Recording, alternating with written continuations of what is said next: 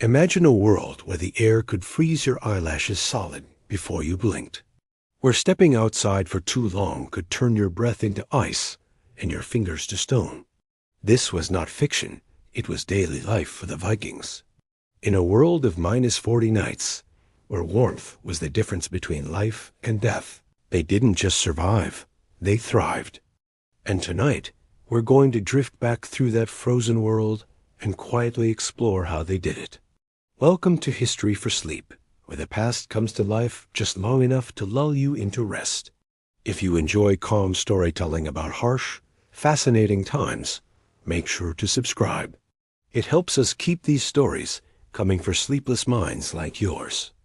And if you'd like, tell us in the comments what era or topic you'd love to fall asleep to next, and when you usually listen. Are you a midnight listener or a dawn drifter?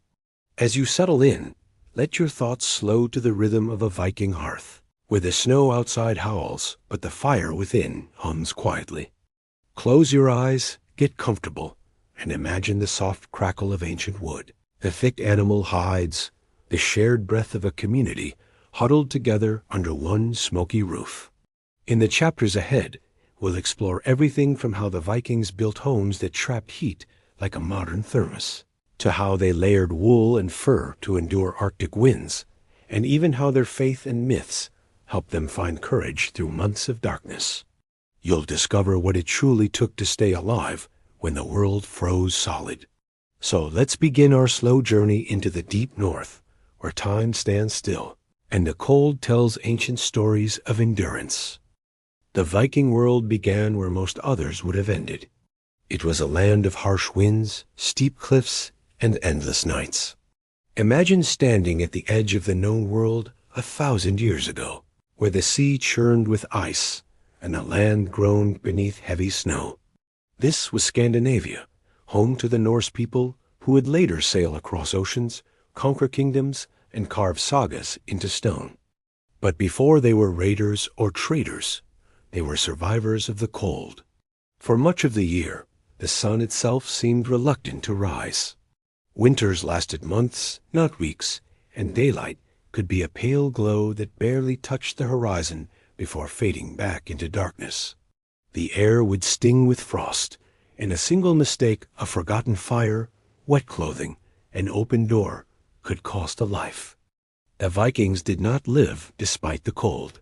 They lived with it, shaping their existence around it, like sculptors working ice. The land demanded strength, but also patience, cleverness, and an unshakable sense of community. Villages were small clusters of wooden buildings pressed against the landscape for protection. From afar, a settlement looked like it was part of the earth itself, roofs made of turf, walls darkened with smoke and age, and narrow paths dug through snow that could rise taller than a man. Inside these homes, life centered around the hearth, the single source of heat and light. Families, animals, and even guests would gather near it, wrapped in layers of wool and fur. Every breath was visible, every movement careful, conserving energy in a world that offered little of it. But this frozen isolation also gave the Vikings something rare: endurance.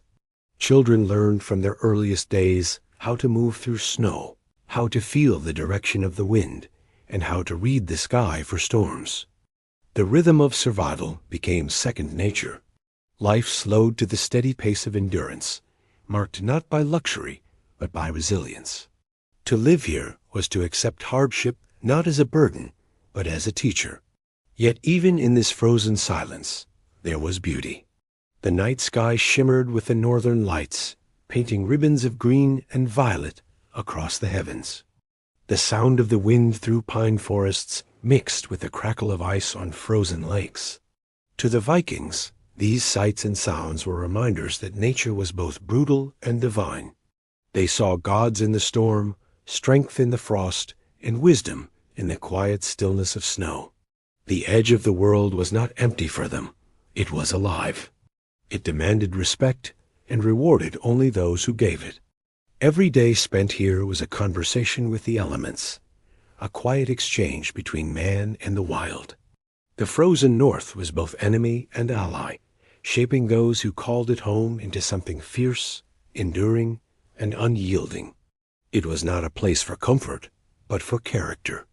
And in that cold, the Viking spirit was born tempered like iron in the forge of winter. In the Viking world, winter wasn't a surprise. It was an inevitable test that arrived early, lingered long, and demanded complete readiness. Preparation wasn't simply a season. It was a way of life. Every decision made during the mild months of summer was tied to one question. Would it keep them alive when the snow began to fall? The Vikings knew that by the time the first frost clung to the grass, it was already too late to begin preparing. So as soon as the sun began to dip lower in the sky, the work of survival began. Summer was their race against time. Families harvested grain and vegetables from small, stubborn plots of land. They fished rivers and seas until their boats were heavy, salting and drying the catch to last through the frozen months ahead. Hunters stalked reindeer, elk, and seals, knowing that every piece of meat, every strip of fat, was vital. Even the bones and hides had a purpose nothing went to waste. The bones became tools, needles, or ornaments. The hides became clothing, bedding, or insulation for walls. The Viking world had no luxury for excess. Efficiency was their greatest weapon against nature. The longhouses would be inspected and reinforced as if preparing for battle. Roofs were patched, cracks sealed with moss and clay, and doors strengthened to keep out the wind.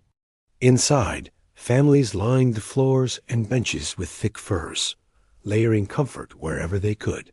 They stored wood in great piles, knowing that fire was not just warmth, it was survival itself. Without it, even the strongest warrior could be felled by a single night of frost. The women of the household, often the true architects of winter survival, spent months spinning wool, weaving cloth, and repairing garments. They created layer upon layer of protection tunics, cloaks, mittens, socks, and hoods, all designed for function, not fashion. Viking clothing was heavy and durable, built to trap heat close to the skin and resist the bitter northern wind. Children, too, were wrapped in miniature versions, learning early how to bundle themselves for endurance. Animals were an essential part of this preparation. Cows, goats, and sheep were brought into barns that were often attached to the living quarters. Their body heat helped warm the space, while their milk, wool, and meat kept families sustained. Horses were brushed and blanketed, their hooves checked daily, for they were lifelines through the snow, able to pull sleds or carry supplies across frozen terrain when wheels could no longer turn. The Vikings also prepared their minds. As the daylight shortened and the nights grew longer, they gathered for feasts, storytelling, and rituals to mark the turning of the seasons. These gatherings weren't just entertainment, they were reminders of community and shared strength. To laugh and sing while the cold crept closer was an act of defiance, a way of saying that they would not be broken by the coming dark. They stocked their pantries with salted meat, pickled vegetables, and barrels of ale or mead. Even the smallest village would have a communal store, overseen by those wise enough to ration carefully. Every household knew the value of moderation. Too much celebration early in winter could mean starvation before spring. And so, balance became survival. They celebrated, but always with restraint, always with one eye on the dwindling daylight. By the time the first blizzard swept down from the mountains, the Vikings were ready. Fires were lit, doors shut, and the outside world became a realm of snow and silence.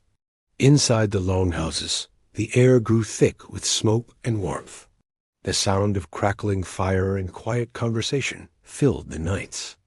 The world beyond the door was frozen and vast, but inside, life continued steady, strong, and waiting for the sun's return. The Vikings didn't just endure winter. They mastered it through foresight, patience, and unity. Every log stacked, every jar sealed, and every thread spun was a quiet promise that they would outlast the cold once more. The snow could fall for months, but they were ready. And in that readiness lay the secret to their survival. When winter wrapped the land in silence, the Viking longhouse became more than just a home. It was the very heart of survival, a living, breathing organism of heat, life, and endurance. Imagine a single building stretching like a ship, turned upside down, made of wood and earth, built to endure the relentless storms that swept across the northern world. Within its thick walls, families, animals, and memories gathered together, keeping the darkness at bay one night at a time.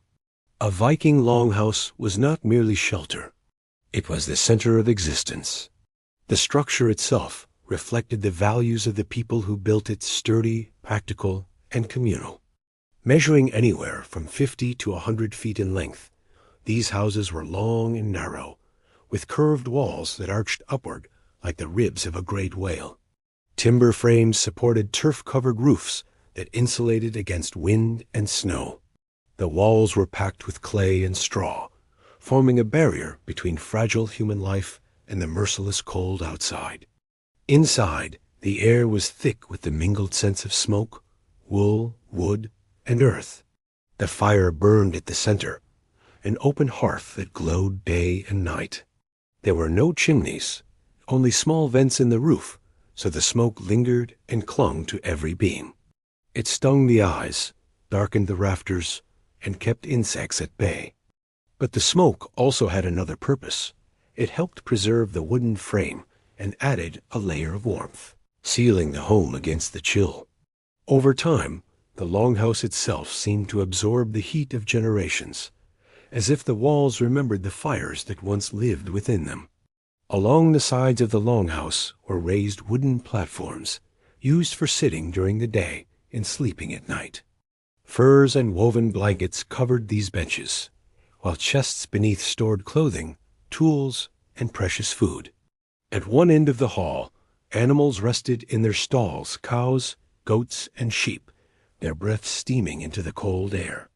Their body heat blended with the warmth of the fire, creating a shared cocoon of life. The line between man and beast blurred, bound by the same need to survive the frost. Every longhouse told a story. Some were humble, home to farmers and fishermen. Others were grand halls of chieftains, echoing with laughter, music, and the clatter of feasts. Yet whether grand or modest, all served the same purpose, to bring people together. Here, the Vikings ate, worked, slept, and dreamed. The longhouse was where stories were told, where children learned the sagas of their ancestors, and where old warriors recalled the warmth of battles long past.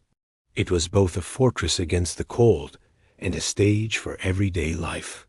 The light of the hearth played across the faces of those gathered, flickering shadows that danced like spirits. Outside, the wind could howl and snow could fall for days without pause, but inside, the rhythm of living never stopped. A woman might spin wool near the fire, her hands steady even as the storm rattled the roof. Men might repair tools or carve wood by lamplight, their voices low and calm. Children played quietly, lulled by the hum of conversation and the crackle of burning logs. It was within these walls that the Viking strength truly revealed itself, not through raids or battles, but through endurance. The longhouse demanded cooperation and patience.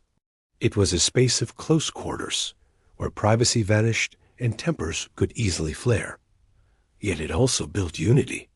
People learned to live as one body, every movement and sound contributing to the shared rhythm of survival.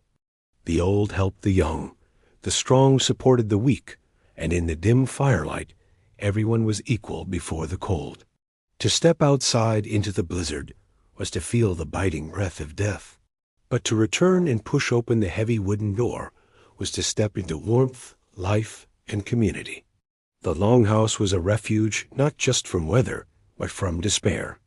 It was proof that even in a land of ice and darkness, humanity could build a light strong enough to endure. Every flicker of flame, every shared meal, every story told by the fire was an act of defiance against the endless winter. In the long houses of the Vikings, survival became something sacred. The walls echoed with whispers of endurance, the steady heartbeat of life beneath the snow. And as the nights stretched endlessly on, the warmth within those walls was not just physical. It was the warmth of belonging, of shared struggle, and of hope. To live through a Viking winter was to exist in a world where warmth was never guaranteed. Fire was not merely a convenience, it was a fragile miracle, one that separated the living from the frozen. Yet in an age without chimneys, matches, or insulation, the Vikings developed an art of heating that was as ingenious as it was essential. Fire, smoke, and stone worked together in quiet partnership to keep life alive through the endless cold. The heart of every longhouse was the hearth. Set in the center of the hall, it was a simple pit lined with stone, where logs burned slow and steady. It was tended constantly, never allowed to go out, for reigniting a fire in the dead of winter could be a matter of life or death.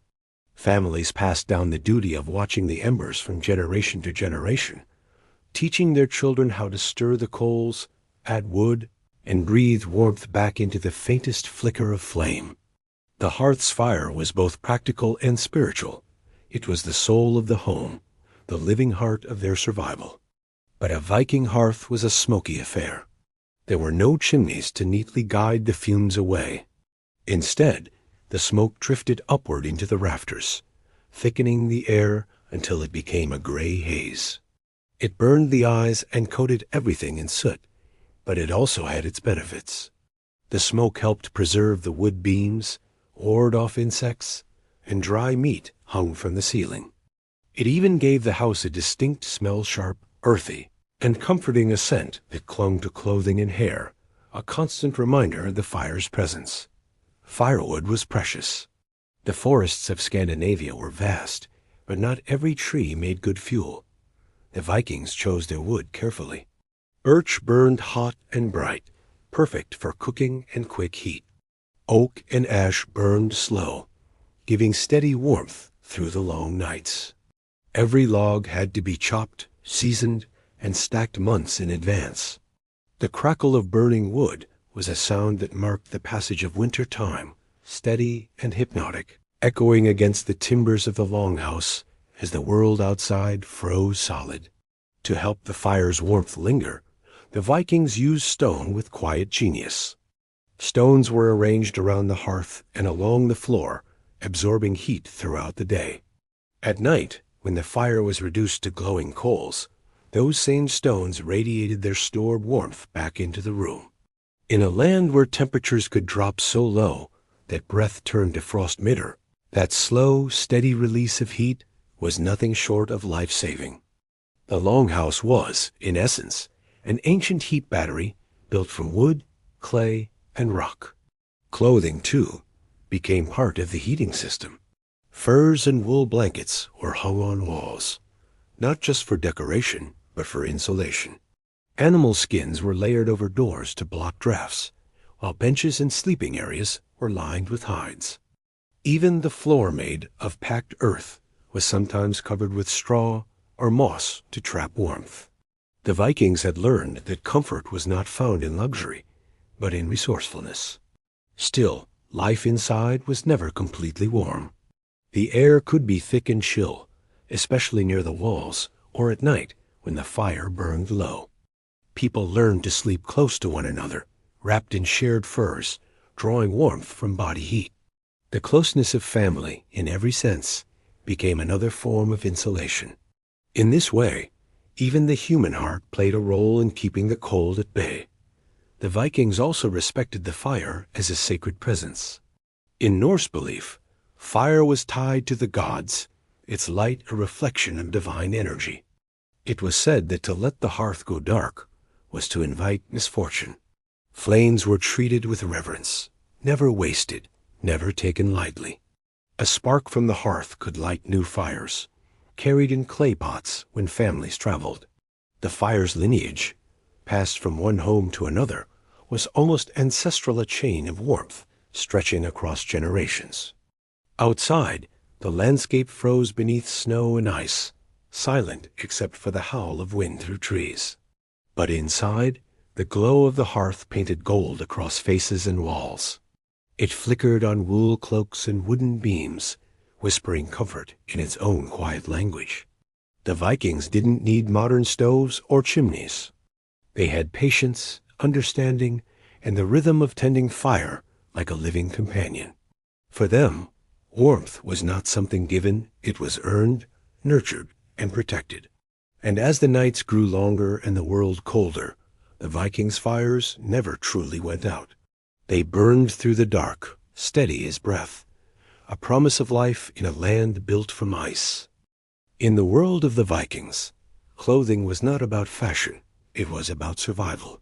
Every layer, every stitch, every piece of fur was a defense against death by cold. When the temperature could fall to 40 degrees below zero, and the wind could slice through the air like a blade, clothing became armor. The Vikings did not have central heating, synthetic fibers, or waterproof jackets.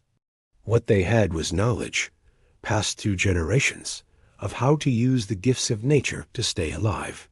Wool was the cornerstone of Viking warmth. It was everywhere woven into tunics, cloaks, hats, and socks. The secret of wool was in its structure. It could trap air, keeping heat close to the skin even when wet. Viking sheep, bred in harsh climates, grew thick, coarse fleece that was perfect for spinning into strong, insulating fabric. Women spent countless hours carding, spinning, and weaving the wool into dense cloth. The resulting garments were heavy, but they worked. A good wool tunic could mean the difference between a peaceful night's sleep and freezing before dawn. Underneath, Vikings often wore linen garments, softer against the skin. But linen alone was never enough for winter. Over it came woolen layers, cloaks, and sometimes fur. The layering method was deliberate. Each piece served a role. The inner layer kept the skin dry, the middle held warmth, and the outermost resisted wind and snow. This system, developed long before science could explain it, was their unspoken mastery of thermodynamics. Fur was the crown of Viking winter wear. It came from reindeer, foxes, wolves, and bears creatures that knew how to survive the cold better than any human. Vikings respected these animals, not only as prey, but as partners in survival. Fur-lined cloaks, hoods, and boots provided unmatched protection against the wind. A reindeer hide, worn with the fur facing inward, trapped incredible warmth, while a wolf pelt thrown over the shoulders made a warrior seem both human and wild. For those living in the far north, fur was as essential as fire. Leather and skin were also vital. Animal hides were carefully tanned and softened, then shaped into boots, belts, and gloves. The boots were often stuffed with wool or straw for added insulation. Vikings traveling across icy ground wrapped their legs with strips of cloth or leather, binding them tightly to prevent frostbite. Every part of the animal was used. Sinew became thread, bones became needles, and hides became life-saving gear. Nothing was wasted, because waste was a luxury they could not afford. Even children had their own miniature versions of these clothes. From birth, they were wrapped in woolen blankets and furs, carried close to their mothers to share warmth. As they grew, they learned the ritual of dressing for the cold layer by layer, wrapping scarves and hoods, tying belts and fastenings. Clothing was both a skill and a daily reminder of the environment's power. To step outside without proper layers was an act of carelessness few would dare. Colors, though subdued by necessity, were not absent. Viking dyes, made from plants, lichens, and minerals, produced muted reds, browns, greens, and blues.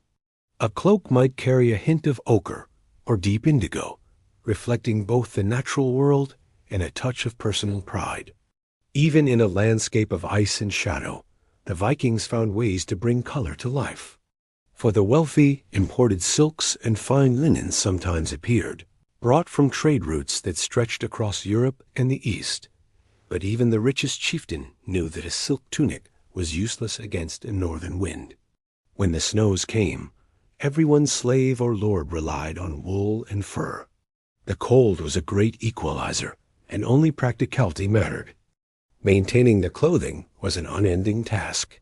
Wool garments had to be brushed free of ice, dried near the hearth, and mended constantly. Furs were cleaned with snow and aired out to prevent rot. Leather had to be oiled and softened to remain supple. Every family took care of their winter gear as if tending to a second skin, because in truth, that's exactly what it was. When the wind screamed across the fjords and frost crept through the cracks of the Longhouse, the Vikings wrapped themselves in the warmth of nature itself. A cloak made of reindeer fur could feel like a shelter, a wool tunic like armor. Each garment carried the scent of smoke and earth, a faint memory of the animals and hands that made it. In their clothing, the Vikings carried the story of their land, the struggle, the endurance, and the quiet triumph over a world that wanted them frozen. To dress as a Viking in winter was not to look brave. It was to live wisely. Their survival depended not on strength alone, but on the humble genius of fur, wool, and skin woven into the fabric of endurance. When a Viking stepped outside into the biting air of a -40 night, survival depended on one simple truth. The body could only retain so much heat, and every layer of clothing was a barrier between life and the cold void beyond. The Vikings understood this instinctively. Without thermometers or weather forecasts, they knew that to endure the winter, clothing had to work with the body, not against it. Their mastery of layering was a quiet science, honed by centuries of experience in the frozen north. The first layer, closest to the skin, was all about moisture control. Even in the bitter cold, sweat could kill. A body wrapped too tightly in heavy clothing could become damp from its own heat, and once moisture set in, it would chill the wearer from within. So the Vikings began with linen or soft wool undergarments materials that could wick sweat away while staying breathable. These inner garments were simple tunics and trousers, often patched and worn thin with use, but they served a critical role, keeping the body dry. Over that came the second layer, the insulation. This was the true armor against the cold. Thick wool tunics, sometimes double-layered, were pulled over the head. Their coarse weave trapped air, forming invisible pockets of warmth. The sleeves were often tight at the wrists to seal in heat, while belts or cords cinched the waist to prevent drafts. On top of this, heavy cloaks or coats added another layer of protection. Some were made entirely of felted wool, others lined with fur for added insulation. The goal was not to look grand, but to create a barrier that trapped warmth while allowing movement. The outermost layer was the shield, the barrier against wind, snow, and rain. Here, fur and leather dominated. Reindeer hide, with its hollow hairs, was especially prized because it repelled both moisture and wind. Cloaks made from animal skins were often worn with the fur side inward during extreme cold and outward when snow fell heavily. These outer garments were fastened with brooch or pins, not buttons, allowing for small adjustments as needed. The Vikings knew that flexibility was vital. Too tight, and heat was trapped in sweat; too loose, and warmth escaped into the air. Even accessories followed the same logic of layering. Woolen socks were pulled up high, sometimes doubled, and leather shoes or boots covered them, stuffed with dry straw or moss for insulation. Legs were wrapped in woolen bands, called leg bindings, crisscrossed tightly from ankle to knee to keep warmth close and snow out. Hands were protected by fur mittens, often connected with cords through the sleeves, and hoods or caps made of wool and fur guarded the head. A hood pulled tight around the face was like a wall against the wind, turning the howl of winter into a distant murmur. Layering also changed with the activity. A Viking working in the snow or tending livestock might remove an outer cloak to prevent sweating, then put it back on when still. They understood that managing body heat was a constant balancing act, one that required attention and discipline. The cold was unforgiving to carelessness. One wrong decision, one moment of overheating or exposure, and frostbite could claim fingers, toes, or worse. For long journeys, travelers carried extra garments in packs made of sealskin or woven wool. They could strip down or bundle up as the weather shifted. Those who sailed across icy seas wore additional layers of waterproof leather or seal hide to block the salt spray. The art of layering extended beyond fashion. It was an adaptable system that worked in any condition, from coastal storms to mountain winds. Inside the longhouse, these layers were carefully maintained. Wet clothes were dried by the fire, turned and brushed to prevent stiffness. Furs were shaken out, boots stuffed with dry straw each night, and wool tunics hung near the smoke to absorb its preservative touch. Clothing was never left to chance. It was as vital as food or firewood. Every piece was repaired again and again until it could no longer serve. Then it was cut down into smaller garments or rags. Even the smallest scrap of cloth might find new life as a patch or binding. The Vikings' knowledge of layering wasn't written in any book. It was learned through generations of cold winters and close calls. It was wisdom passed quietly, from mothers dressing children before dawn to elders showing young men how to tie their leg wraps correctly. It was the rhythm of survival. One layer, then another, then one more for good measure. To watch a Viking prepare for the cold was to see a ritual unfold. Each garment added with purpose, each fold and knot made from memory. By the time they stepped out into the frozen dark, they were not just dressed, they were fortified. The air could bite, the wind could scream, but beneath their many layers, their warmth was a world of its own, guarded by patience, skill, and understanding. In a place where even breath could freeze, the Vikings turned dressing into a quiet daily act of resilience. In a world locked beneath ice and snow for half the year, food was not just sustenance, it was strategy. The Vikings knew that hunger was a slower, quieter killer than the cold, but just as deadly. To survive the frozen months, they had to think like the earth itself, storing energy in the bounty of summer to release it slowly through the darkness of winter. Every harvest, every hunt, every catch was a piece of the great puzzle of endurance. The Vikings were not only warriors of sea and land, they were masters of preservation. When the short northern summer came, the Vikings moved with urgency. Their days were long and bright, almost endless, and they used every moment to gather, hunt, and prepare. Barley and rye were cut from the fields, dried, and stored in great bins sealed against moisture. Vegetables such as onions, leeks, and cabbages were pulled from the ground and hung from rafters. The air around them filled with the scent of earth and smoke. The people worked in rhythm, knowing that the bounty of these weeks determined who would see the spring. Meat and fish were their most precious resources. The seas around Scandinavia teemed with herring, cod, and salmon, and Viking fishermen hauled them in by the thousands. These catches were gutted and cleaned on shore, and preserved in several ingenious ways. Some were salted heavily and stored in barrels. Others were dried in the cold air or smoked over open fires for days, until they hardened into tough, leathery rations that could last the entire winter. Fish like stockfish and dried cod became the backbone of survival, a source of protein and energy when everything else had withered away. On land, hunters pursued elk, reindeer, boar, and bear. The meat was cut into strips and hung to dry, or stored in pits lined with straw and snow.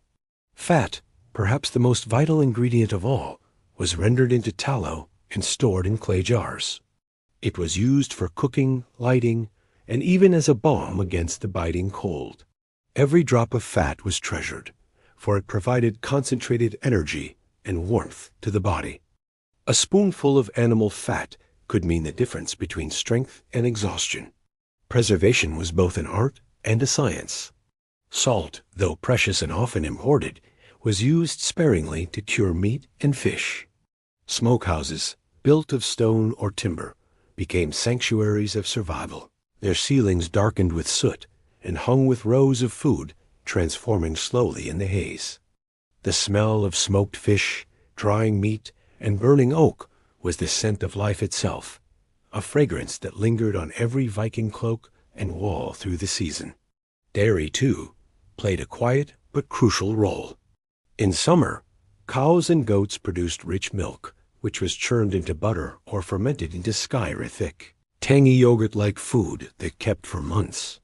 Cheese was pressed and aged, stacked in cool, dark corners to mature through the winter. The Vikings understood fermentation deeply, using it not only for dairy, but also for preserving vegetables and brewing ale. Even their beverages were designed for survival. Ale and mead provided both calories and comfort when the water froze and spirits grew weary. Grains were ground into flour and baked into dense, dark bread that could last for weeks. Some loaves were baked so hard that they resembled bricks, softened later in broth or ale. These were known as travel bread, simple, durable, and dependable. When supplies ran low, they mixed flour with acorns, bark, or ground roots, stretching every resource as far as possible. Nothing edible was wasted. Even bones were boiled for broth until they crumbled to dust. In the longhouses, winter meals were humble but hearty. Bowls of stews simmered endlessly over the hearth, filled with bits of meat, root vegetables, and grains. The aroma of cooking mingled with the smoke of the fire, creating a comforting rhythm of warmth and nourishment. Families gathered with wooden spoons and shared from the same pot, eating slowly, conserving energy, and savoring every mouthful. In those moments, food was more than fuel. It was connection, a reminder of life beyond the frost. Sometimes feasts were held even in winter, though sparingly. On Yule, the ancient midwinter festival, people gathered to honor the gods, share their best stores, and remind one another that darkness would not last forever. Great joints of meat roasted over open flames, horns of mead were passed around, and songs rose into the smoky air. The celebration was both defiance and gratitude, a promise that spring would come again. The Vikings' genius lay not in abundance, but in efficiency. They planned for months of scarcity, turning the fleeting riches of summer into a steady, enduring supply. Every dried fish, every smoked ham, every buried root cellar was a victory against the cold. Their diet was not luxurious, but it was strong, practical, and built for endurance. As the storms raged outside and snow buried the land, the Vikings gathered around their fires, bowls of stew in hand, the scent of smoked fish lingering in the air. They had turned the chaos of nature into sustenance through patience and skill. And in doing so, they proved that survival was not just about strength, it was about foresight, balance, and the quiet wisdom of preparation. In the world of endless frost, where the sun barely rose and ice crept into the bones, the Vikings found warmth not only in fire and furs, but in drink. Liquid comfort was more than luxury, it was survival.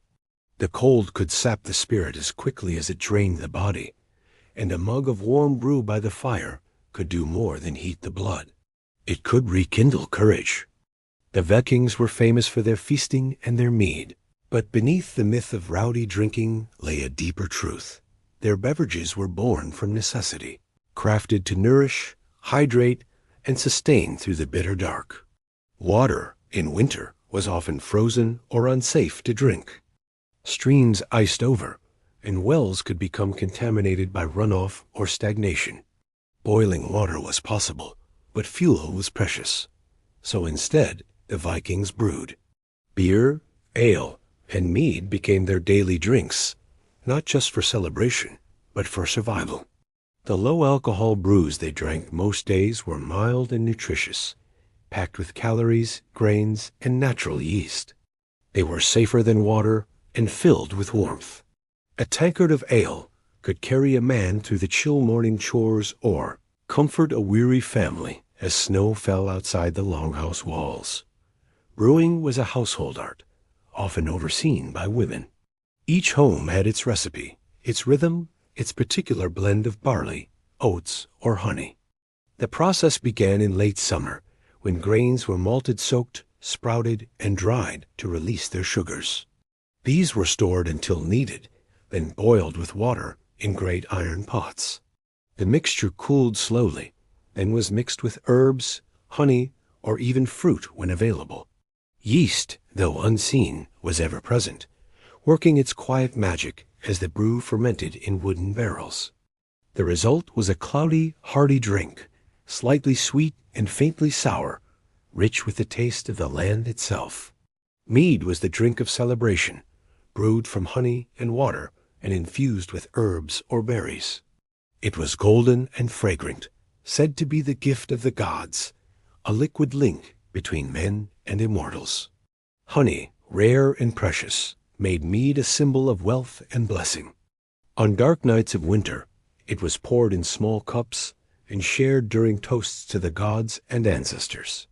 Mead warmed not just the throat, but the heart, stirring memories and laughter in the flickering firelight.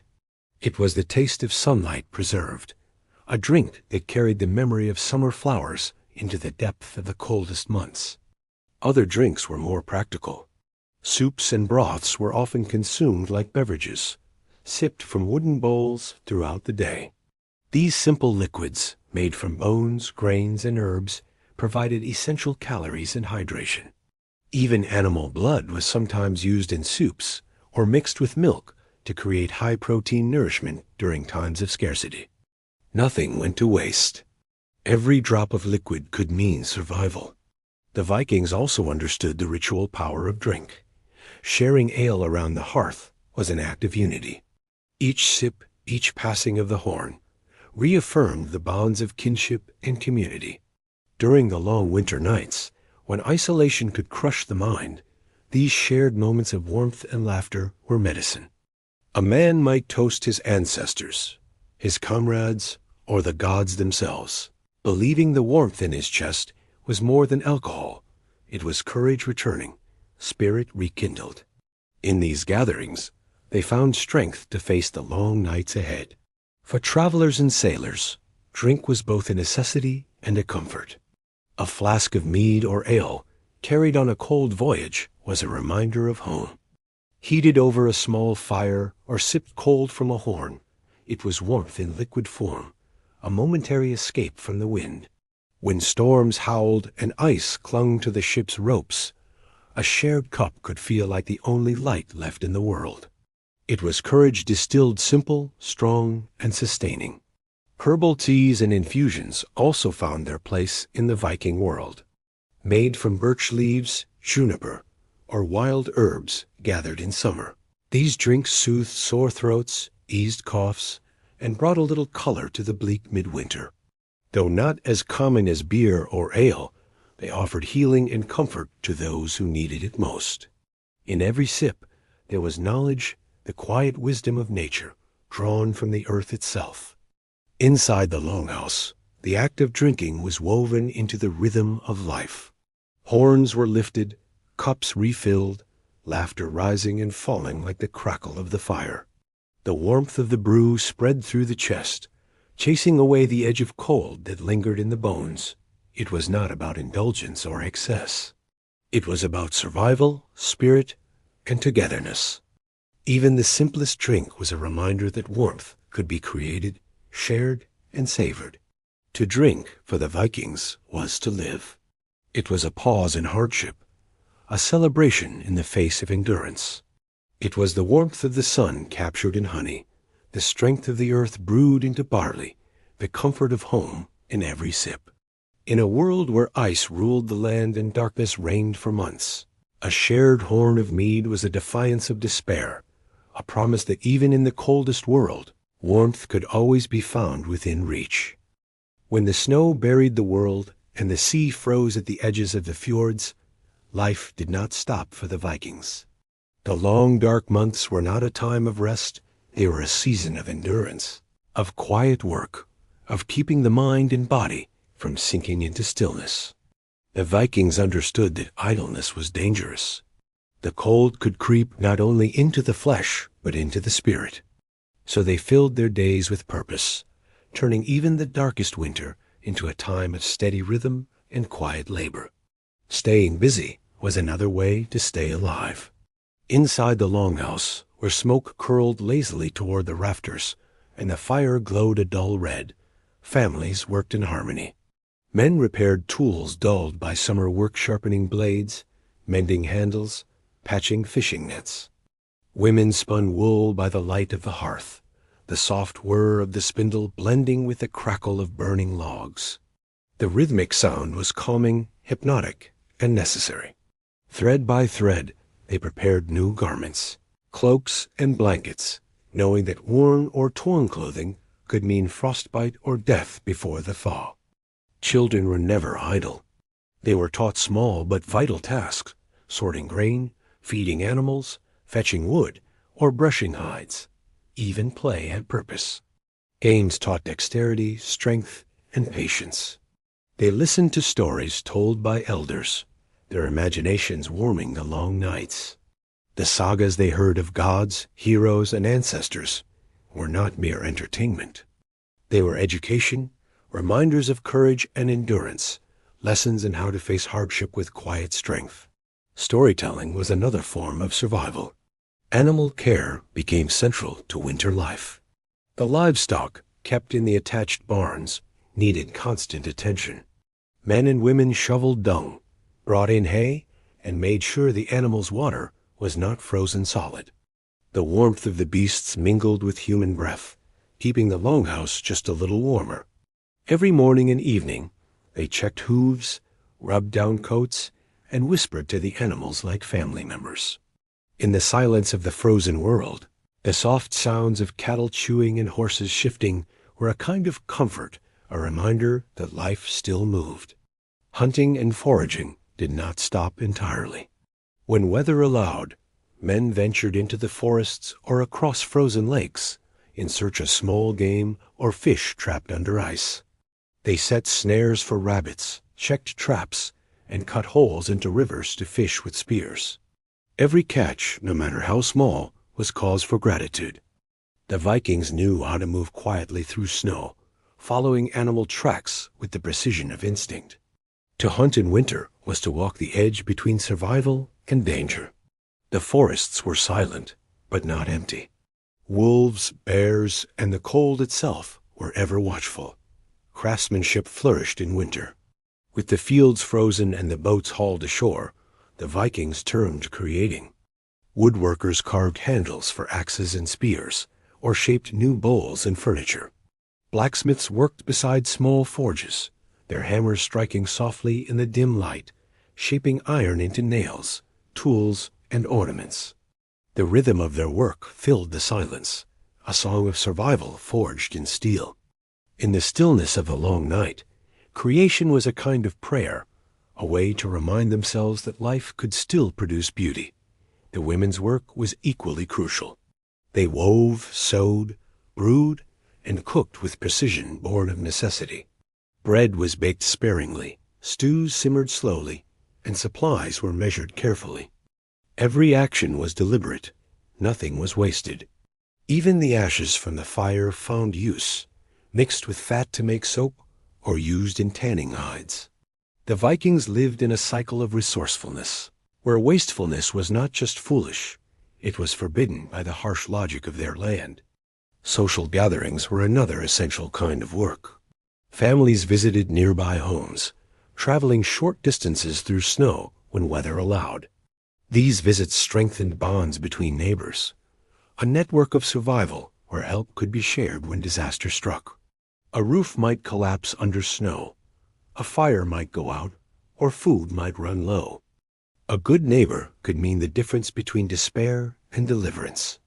Inside, visitors were offered ale, stew, or even just warmth by the fire, a gesture of humanity that defied the frozen world outside. Evenings were quiet, yet purposeful. Men sat sharpening knives and carving wood. Women mended garments. Children dozed by the hearth. The only sounds were the low hum of conversation, the creak of timbers, and the whisper of wind against the roof. The days were long, and the nights longer still, but the Vikings filled them with life's small, steady actions that pushed back against the cold stillness. In this rhythm of winter labor, there was peace. The Vikings found comfort in the predictability of their tasks. To wake, feed the animals, tend the fire, mend what was broken. These were not burdens, but affirmations of life. They reminded themselves that even in a world frozen in silence, there was motion, warmth, and meaning. Each stroke of the knife, each twist of wool, each spark from the fire was an act of defiance, a quiet declaration that the cold would not win. The Vikings survived not because they fought the winter, but because they worked with it, filling its emptiness with purpose. In their labor, they found warmth. In their routine, they found rhythm. And in their endless work, they found a simple truth that has echoed across centuries. To stay alive, one must keep moving, even when the world stands still. In the depths of a Viking winter, when the nights stretched longer than the days, and the world lay buried beneath snow and silence, sleep became more than rest. It was a kind of hibernation, a way to endure the cold, conserve strength, and let the mind drift between darkness and dreams. The Vikings did not sleep lightly during these months. They slept deeply, wrapped in layers of fur and wool, lulled by the crackle of fire and the rhythm of wind against wood. Sleep was survival, as important as food, fire, or faith. Inside the Longhouse, warmth and sleep were intertwined. The hearth, placed at the center of the room, was kept glowing through the night. The heat radiated outward, softening the chill, but never banishing it entirely. Those nearest the fire felt a comfortable warmth, while those along the walls curled deeper into their blankets to escape the creeping cold. The air was smoky and thick, carrying the smell of ash, earth, and human life. It was not a clean comfort, but it was real, and it was enough. Vikings slept on raised wooden benches that lined the sides of the Longhouse, covered with layers of animal hides, woolen blankets, and straw. These sleeping platforms were shared by couples, by children, by elders. Privacy was a luxury unknown to most. Families slept shoulder to shoulder, their bodies pressed close for warmth. The heat of many bodies together could mean survival through the coldest nights. Even animals, housed at the far end of the Longhouse, added their body heat to the shared cocoon of life. The sound of slow breathing, the shifting of hooves, and the crackle of embers formed a lullaby of endurance. Children often slept nearest to the center, shielded by parents on either side. Old ones, whose blood grew thin in the cold, were given the warmest spots. The sleeping order followed unspoken rules of care and respect. To sleep near the fire was not only comfort, it was protection. A stray spark or collapsing log could turn the hearth into danger, so someone always remained half awake, tending to the embers, turning the wood, and ensuring the fire never died. The keeper of the fire was the silent guardian of the night. Blankets and bedding were precious. Furs from reindeer, bears, and foxes were piled thick, their soft weight pressing down like a gentle embrace. Beneath them, straw or dried grass added insulation, and above, cloaks and cloaks again. Each layer was a defense against the air that froze even breath into mist. The Vikings did not have pillows as we do, but sometimes used rolled-up cloaks or stuffed sacks filled with feathers or wool beneath their heads. Their sleep was not luxurious, but it was deep and practical. Night was long and slow. Outside, the world was utterly silent except for the moan of wind through cracks and the distant howl of wolves. Inside, time seemed to stop. People slept in cycles, waking briefly to tend the fire, shift positions, or sip from a wooden cup of broth or ale left near the bed. Some might rise in the middle of the night to speak softly, pray, or share quiet words before drifting back into slumber. It was a communal rest, a shared rhythm of living bodies breathing together against the dark. Dreams were important to the Vikings. They believed that dreams were messages sometimes from the gods, sometimes from ancestors. In the long winter nights, dreams became more vivid, shaped by flickering firelight and the hum of the wind outside. A dream of a frozen sea might be taken as a warning, a dream of sunlight or green fields as a promise of spring. Storytellers spoke of prophetic dreams, of visions carried through sleep like whispers from another world. Sleep was not just rest, it was communion with unseen forces. Even the gods themselves were tied to rest. Odin, the All-Father, was said to wander in dreams, seeking wisdom in the quiet of the night. Sleep, then, was sacred. To close one's eyes in the cold and trust the fire to keep burning was an act of faith. It was surrender to both danger and safety, at once a balance that mirrored life itself in the frozen north. Morning came slowly in winter. The light would seep in as a faint blue glow, soft and cold, filtering through the smoke hole above the hearth. One by one, people stirred, stretching stiff limbs, brushing frost from their blankets, and feeding the fire anew. The breath of sleep lingered in the air, mingled with smoke and the scent of wool. There was no rush to rise. The day outside was harsh and silent, but within the Longhouse, the warmth of shared sleep lingered, wrapping everyone in a quiet calm. To sleep as a Viking was to rest inside the heart of winter, to surrender without fear to the long darkness, trusting in the walls, the fire, and the company of others. Their nights were not lonely, even when endless. In the sound of breathing and the crackle of firewood, there was comfort. In the weight of furs, a promise. In the drifting between dream and waking, a reminder that even in the coldest world, warmth was something that could be built, shared, and dreamed into being. In the Viking world, no one survived the winter alone. The cold was too vast, too relentless, too cunning to face in solitude. A single fire could fade, a lone storehouse could empty, a single pair of hands could falter in a storm. But together, as families, neighbors, and kin, the Vikings built a shield against the frost that was stronger than wood or stone. Community was their true warmth, the invisible hearth that burned within every village, keeping hope alive through the darkest months. The Longhouse itself was a symbol of this unity. Within its smoky walls, generations gathered under one roof: grandparents, parents, children, servants, and sometimes travelers seeking refuge. The air was thick with shared breath and shared purpose. Everyone had a role. The elderly told stories and kept memories alive, reminding the young of what had been endured before. Adults worked without pause, repairing, cooking, tending, and planning. Children watched, listened, and learned what it meant to belong to something larger than themselves. The Longhouse was not just a home, it was a beating heart of cooperation, where survival was a group endeavor. Outside, villages worked together in much the same way. In the short daylight hours, people moved from house to house, helping to shovel snow, mend fences, or tend animals. Hunters shared their catch, and fishermen divided their salted stores with those in need. Barter was constant, but it was driven more by humanity than by profit. One family might trade furs for grain, or a widow might receive wood in exchange for sewing. No one could afford pride in the face of the cold. To give and receive was a law of survival. The strength of one home was tied to the health of all. Feasts and gatherings were more than moments of joy. They were lifelines for the spirit. In the heart of winter, the village would come together in the great hall or the chieftain's house.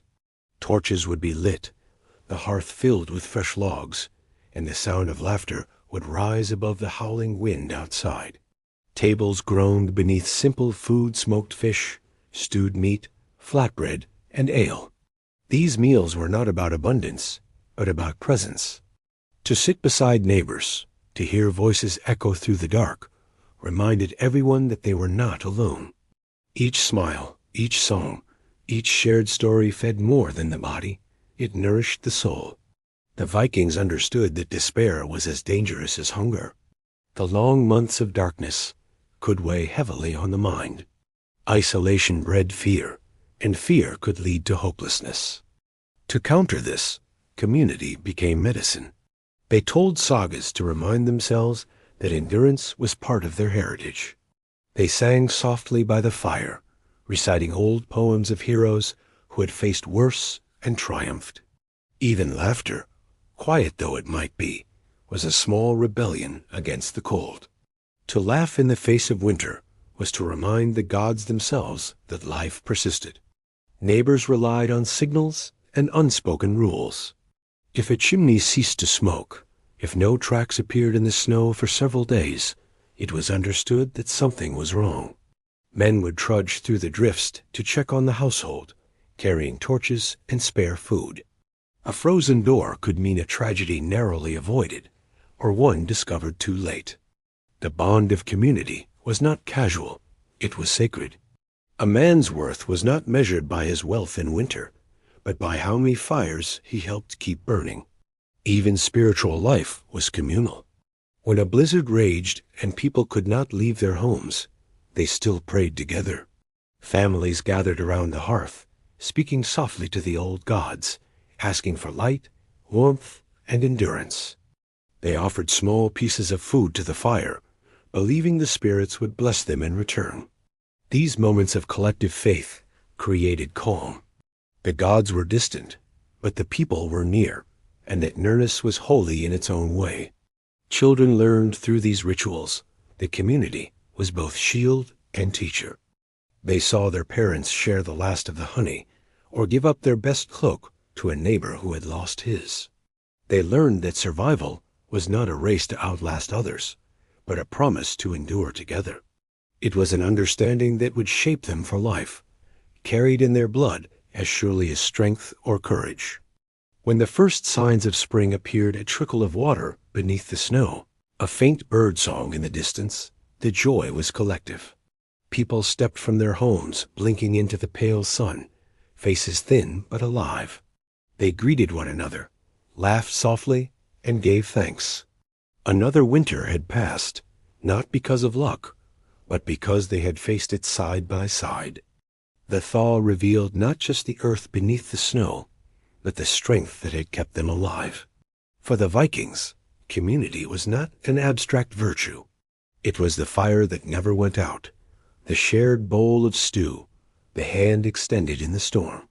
In a world where cold could take everything, they gave each other the one thing that mattered most: warmth, not just of body, but of heart. And in that warmth, even the harshest winter could be endured. To live through the endless winter of the North, the Vikings needed more than fire, food, and furs. They needed faith. When the nights stretched on without end, and the world seemed to stand frozen under the weight of snow, belief became a second kind of warmth. It gave meaning to suffering, courage to endure, and a sense that the cold and the dark were not just punishments, but part of a divine rhythm that all living things must follow. In a world where nature could destroy as easily as it sustained, faith was the thread that held the human spirit together.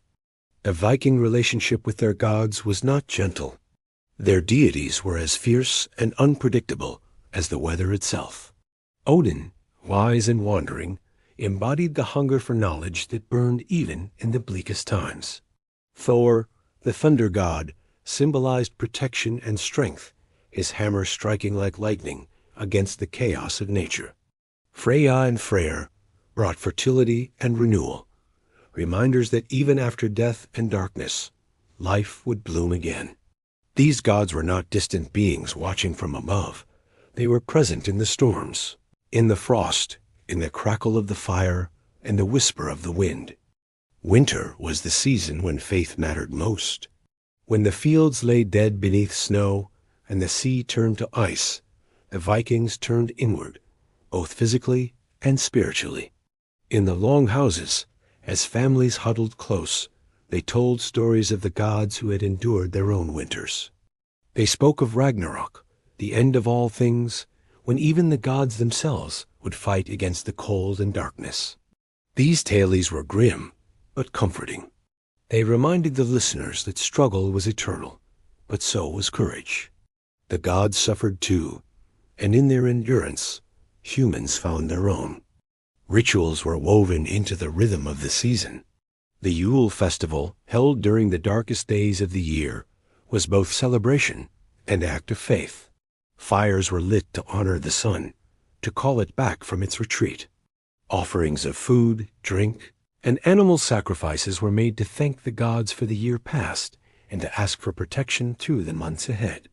Evergreen branches were brought indoors as symbols of life's persistence. Their scent a quiet reminder that even in death, the earth still breathed beneath the snow. In smaller homes, private rituals replaced the grand ceremonies. A family might offer a small piece of bread or a splash of ale to the hearth fire, whispering a prayer to Thor or Frigg. Children were taught to bow their heads before eating, not out of habit, but from gratitude. Every meal was a gift wrestled from the earth and sea, and every fire that burned through the night was a victory against the dark. To live through the cold was to live with humility, acknowledging that no one survived alone, not without the gods, not without one another. The Vikings also believed in spirits that dwelled closer to home, the landvetter, or land spirits, who watched over fields, forests, and waters. Even in winter, when the world seemed dead, these spirits were alive beneath the frost. Farmers would leave offerings outside their doors or near frozen streams, asking for their favor when spring returned. To anger the spirits was dangerous. The land itself could turn against the careless, bringing storms, sickness, or poor harvests. Respecting the unseen forces of nature was as practical as it was spiritual. For the seafaring Vikings, faith followed them across the frozen waves. Sailors made offerings to Njord, the god of the sea, before every voyage, even in winter when the ice rimmed the shores. They believed that if the sea was calm, it was because the gods allowed it. If a storm rose suddenly, it was a test. Their prayers were not for ease, but for endurance, to hold fast until the storm passed. Faith, for them, was not escape from hardship, but acceptance of it. Winter nights were long, and in the flicker of firelight, faith deepened. The old would speak of signs and omens, of ravens seen at dusk, of dreams that carried messages from the dead. They believed the veil between worlds grew thin during the darkest times, and the spirits of ancestors wandered near. Candles or small fires might be left burning to guide them home.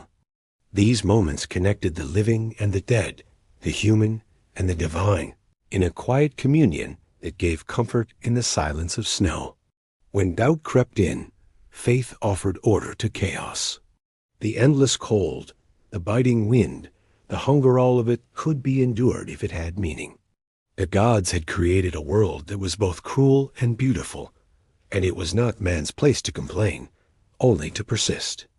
Strength was a form of worship. Survival itself was a prayer.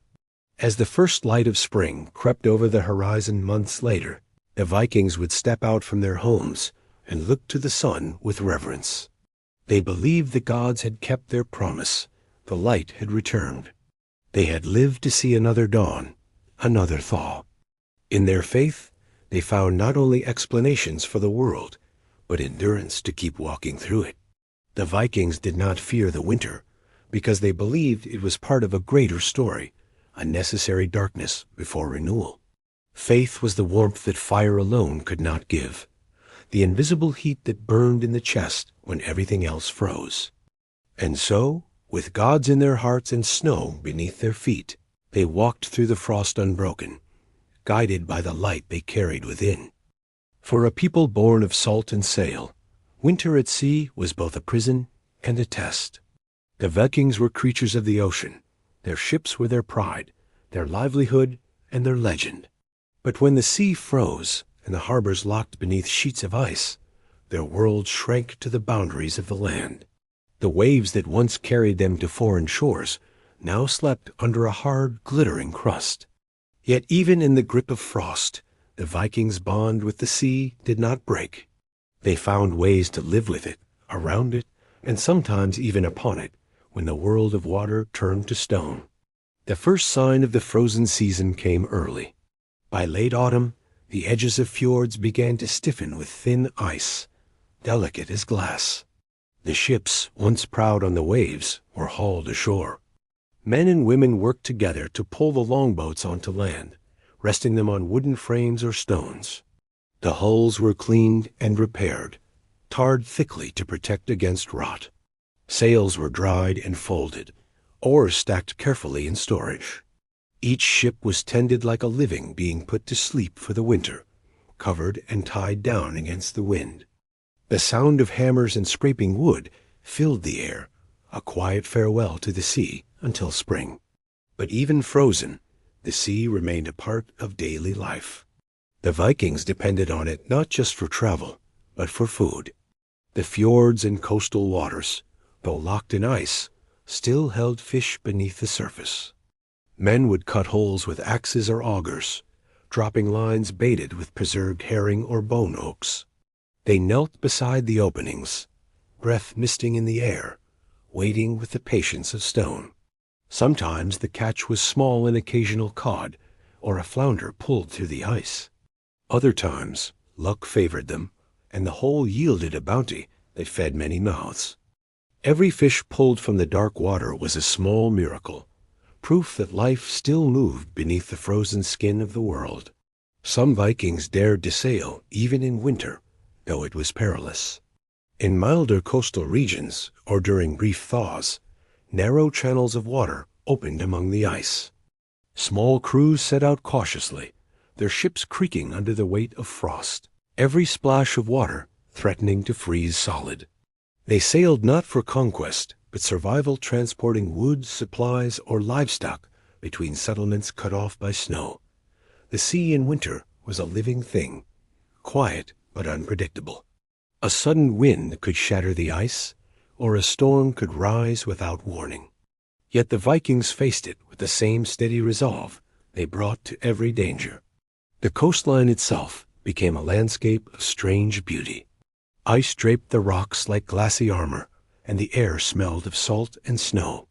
Seabirds huddled in silent flocks, and the tides moved beneath the ice in muffled rhythm. At night, the aurora danced above the sea, green and violet ribbons shimmering over the frozen waves. The Vikings saw it as a sign of the gods, a reminder that even the coldest world was alive with unseen power. To stand on the shore beneath that shifting sky was to feel small, but connected to something vast and eternal.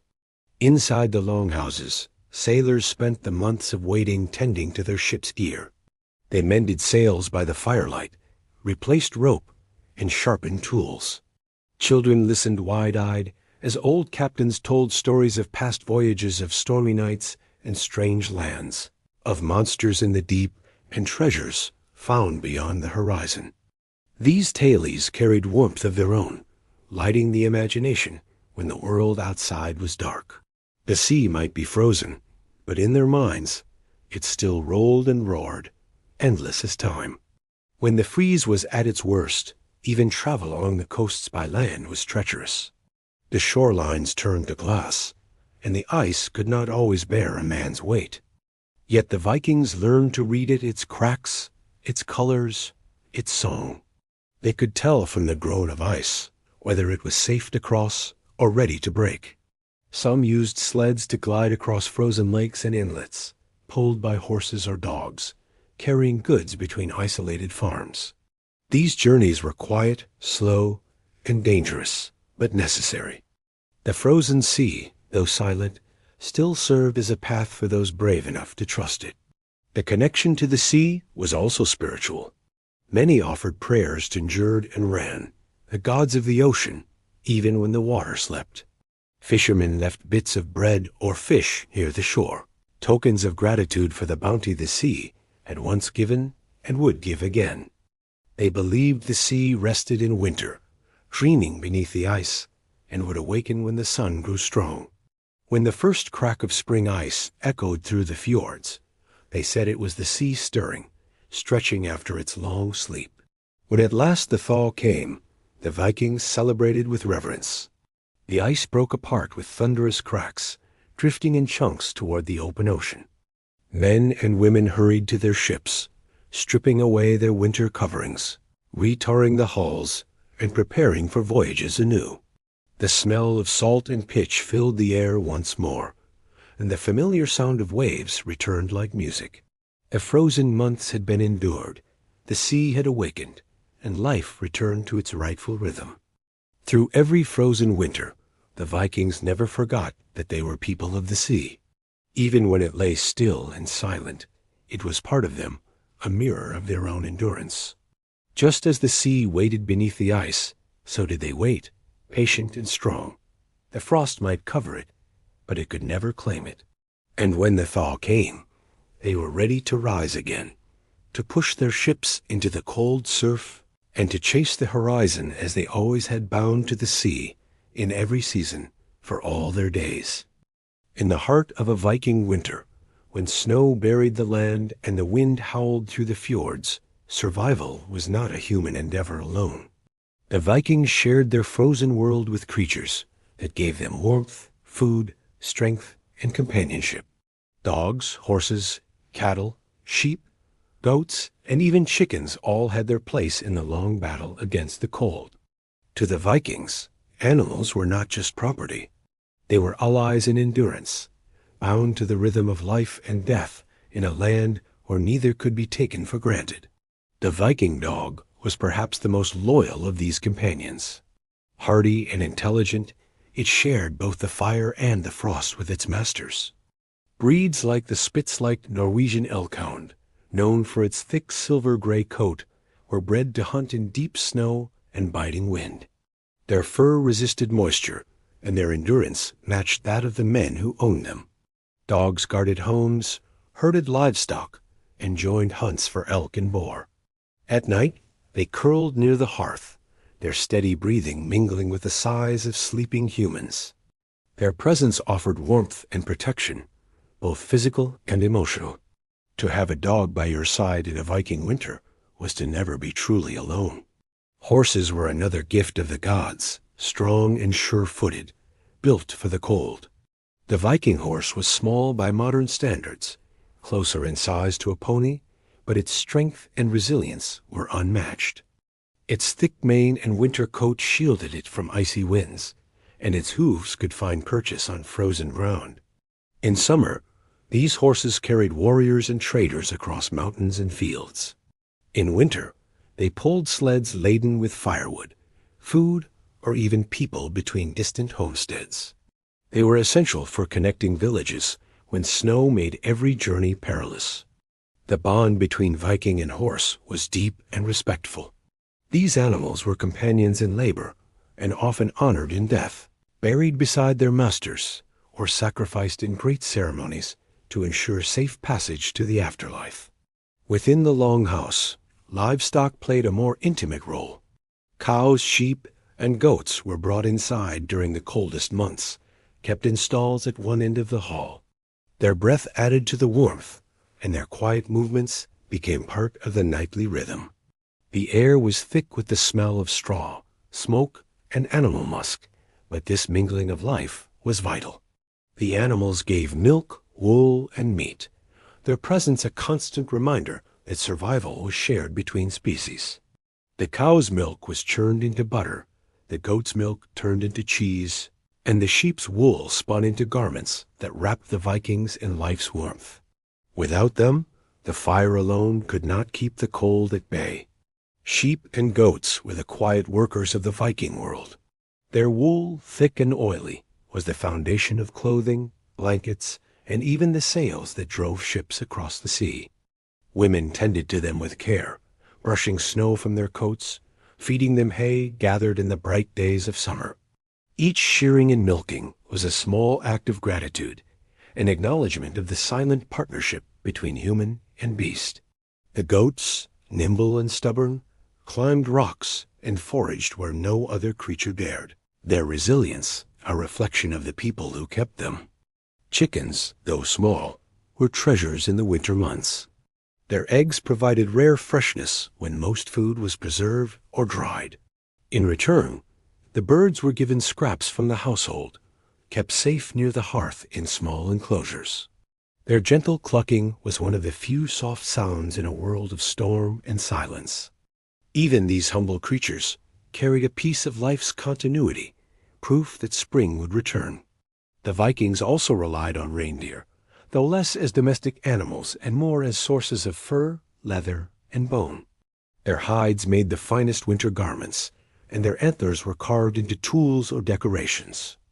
Hunters followed their tracks across the snow, learning from the reindeer's instinct for survival. These animals knew the secret paths through ice and wind.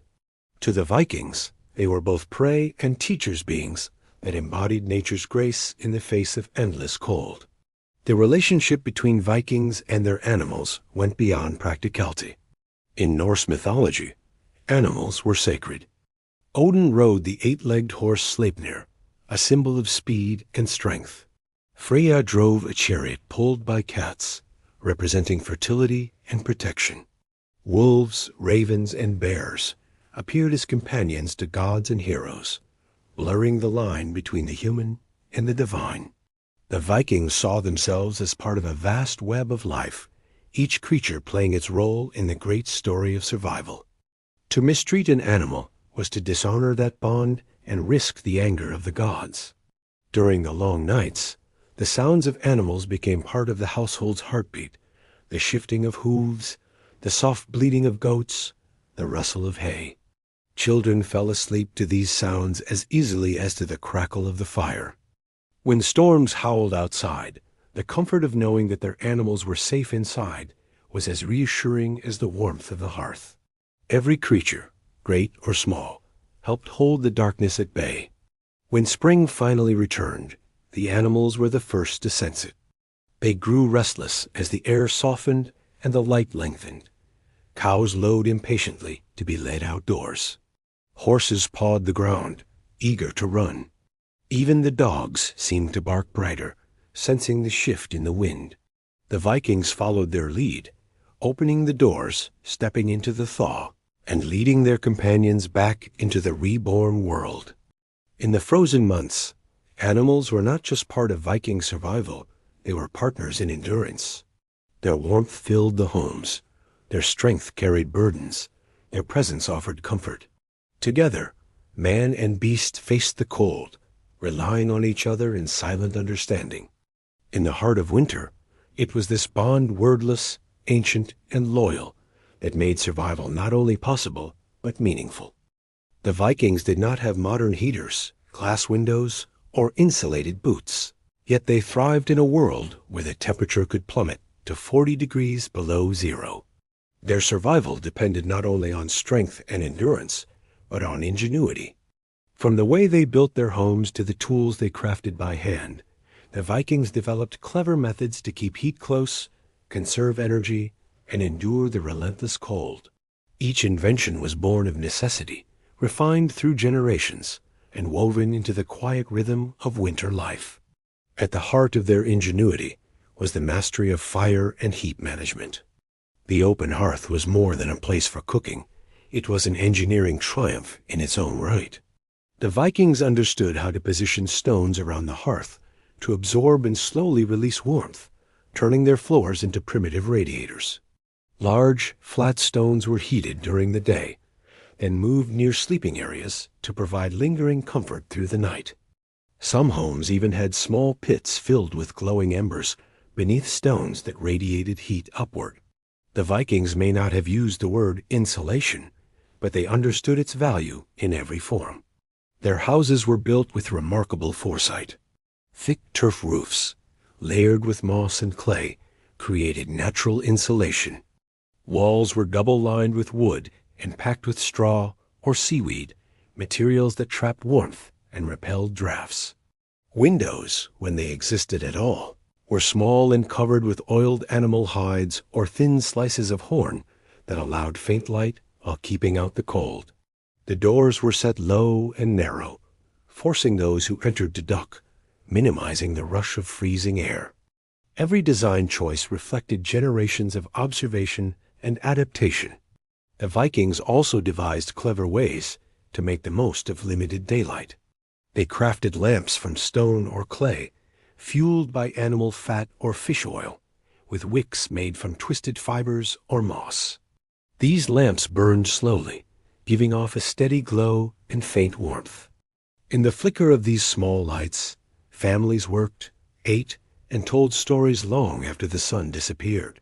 The smell of burning oil became part of the longhouse itself, an aroma of endurance, of light refusing to die in the darkness. Their clothing, too, carried innovation beyond simple layering. The Vikings learned to waterproof leather with natural oils, creating boots and gloves that resisted both snow and sea spray. They lined the inside of their shoes with wool or straw that could be replaced when damp, keeping feet dry and warm. Their cloaks were cut in a semicircular shape so that heat could circulate and drafts could not sneak in. Even their belts and fastenings were designed with function in mind, allowing clothing to be tightened or loosened as activity and temperature changed.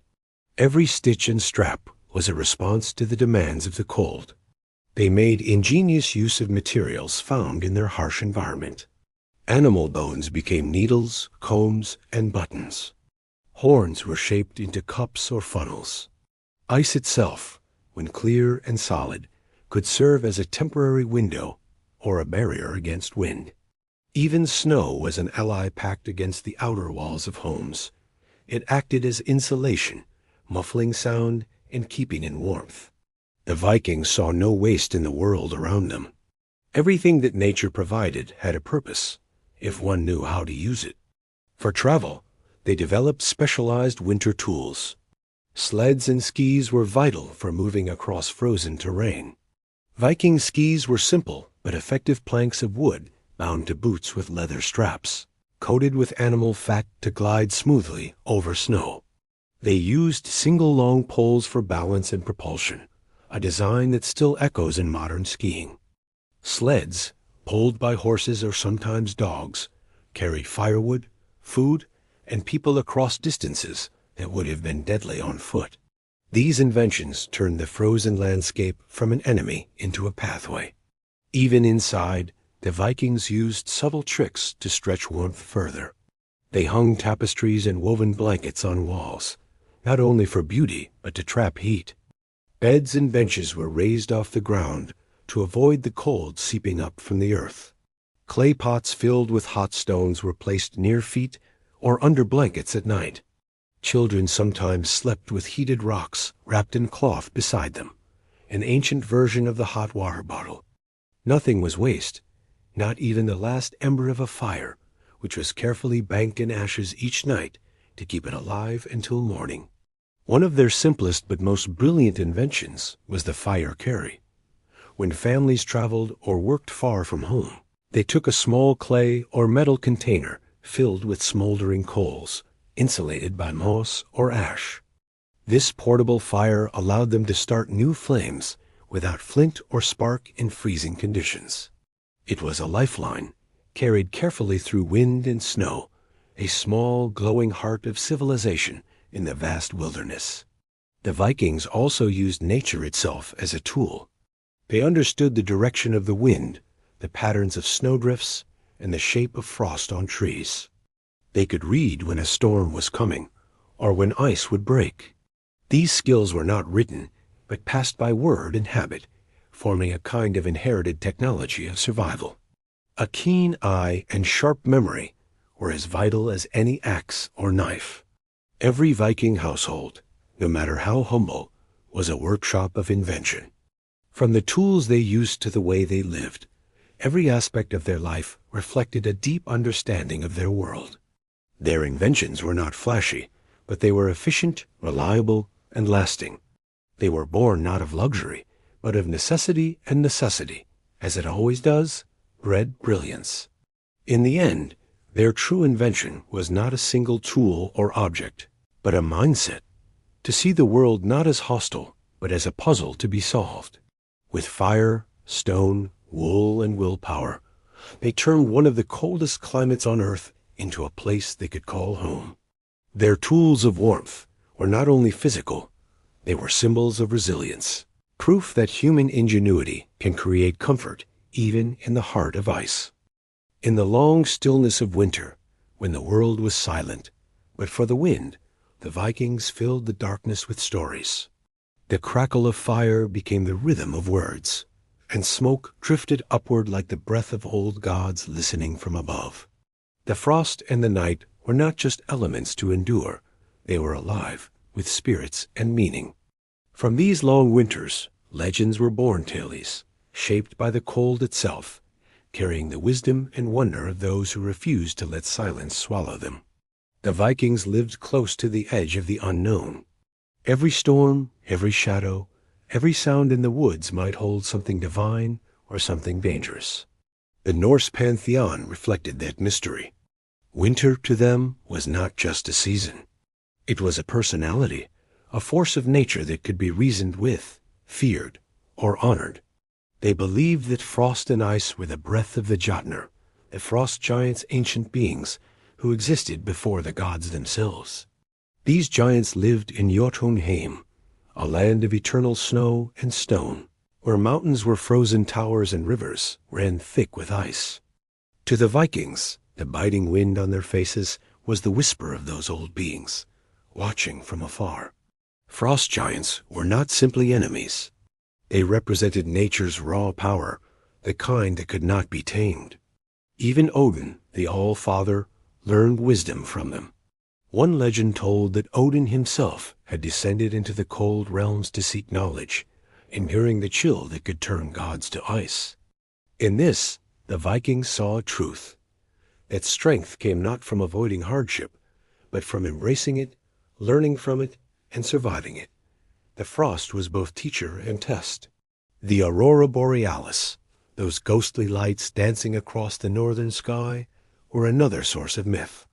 The Vikings called them the Bifrost Lights, believing they were reflections from the bridge that connected Midgard, the world of humans, to Asgard, the realm of the gods. Others said the lights were the armor of the Valkyries, shimmering as they rode across the heavens to collect fallen warriors for Odin's hall. When the lights flickered and danced above the frozen sea, children would stare upward, wondering which brave soul was being carried home that night.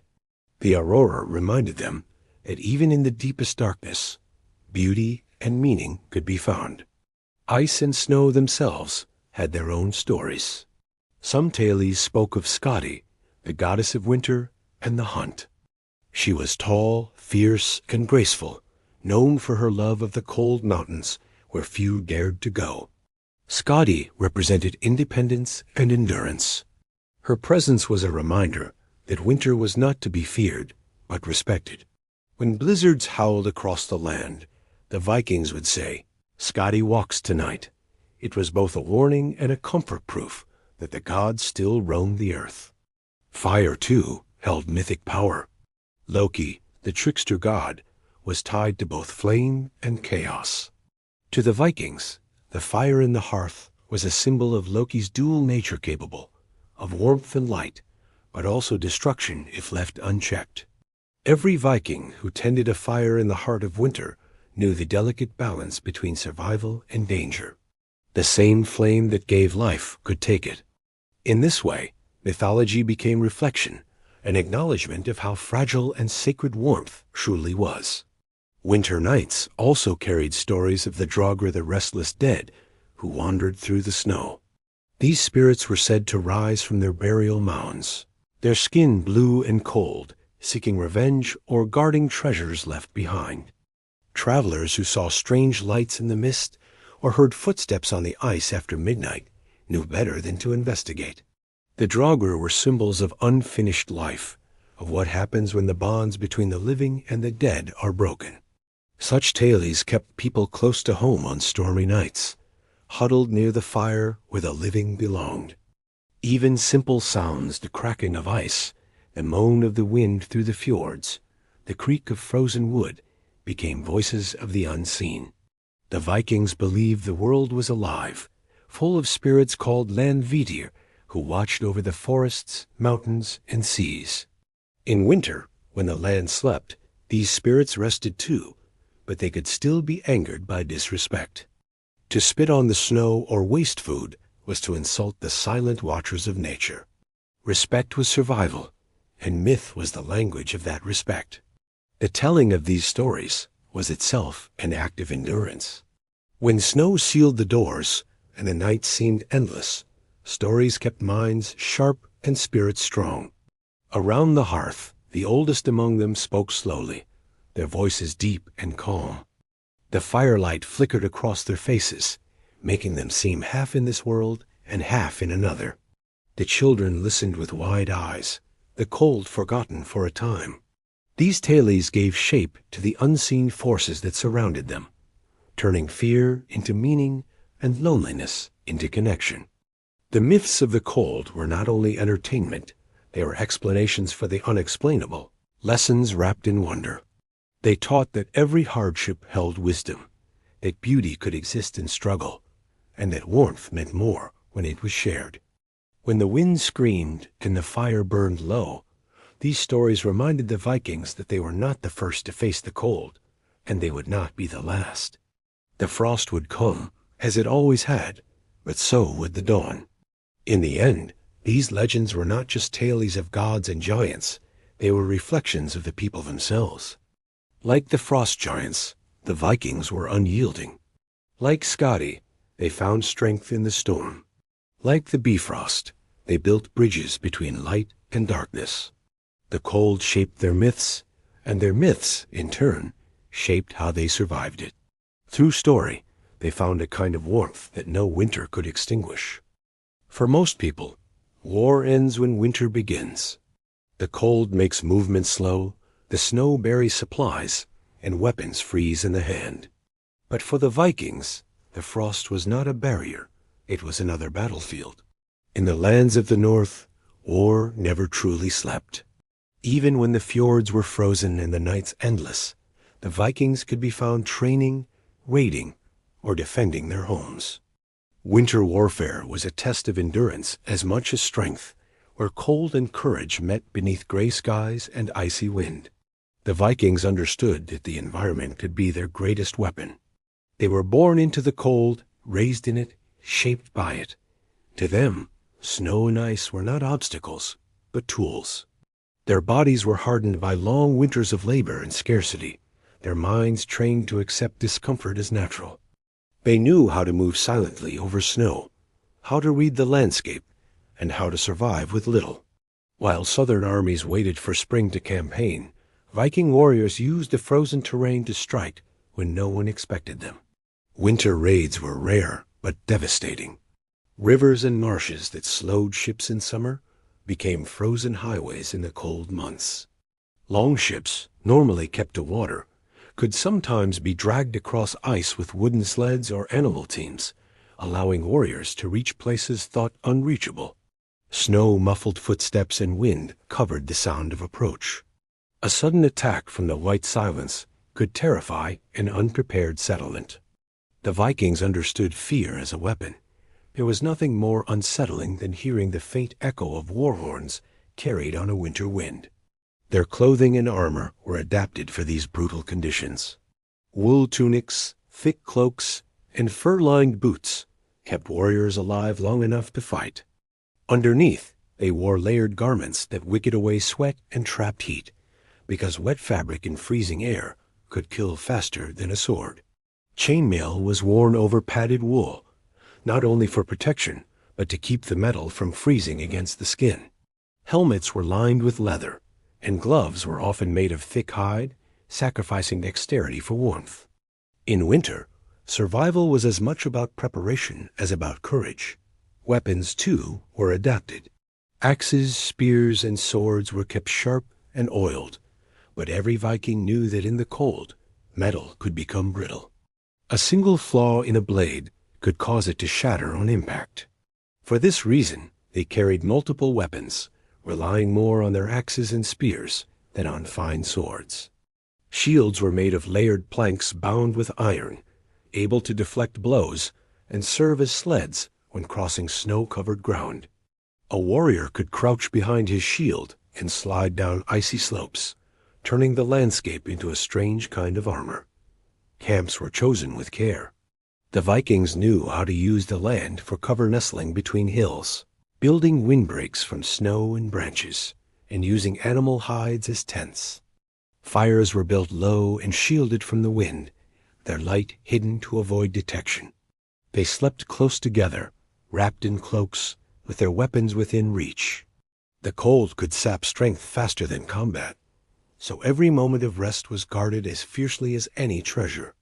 Marching in winter was its own battle. Snow slowed every step, and frozen rivers could be treacherous. Yet the Vikings turned these conditions into advantages. They traveled light, carrying only what they needed. Hunters among them provided food through traps and fishing through holes in the ice. Melted snow became drinking water.